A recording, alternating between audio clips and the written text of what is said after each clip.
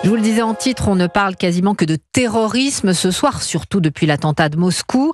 Et cette décision de justice concernant deux journalistes françaises est passée un petit peu inaperçue.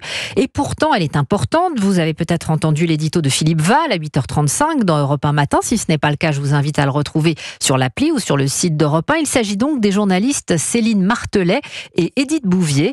Elles ont été reconnues coupables d'avoir envoyé de l'argent à des membres de l'État islamique. Qu'est-ce que la justice leur reprochait précisément, Jean-Baptiste Marty ?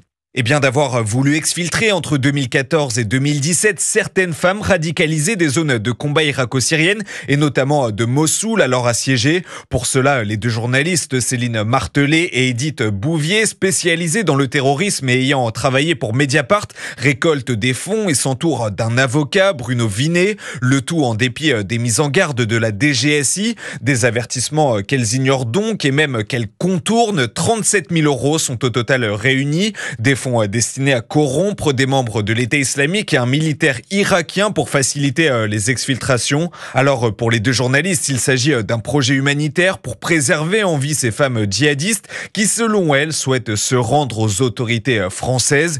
Des arguments qui n'ont pourtant pas convaincu le tribunal judiciaire de Paris. Tous ont été condamnés, des peines allant de 10 mois à 3 ans de prison avec sursis. Les deux journalistes qui comptent faire appel de la décision reconnaissent aujourd'hui être sortis du cadre de leur métier. Jean-Baptiste Marty.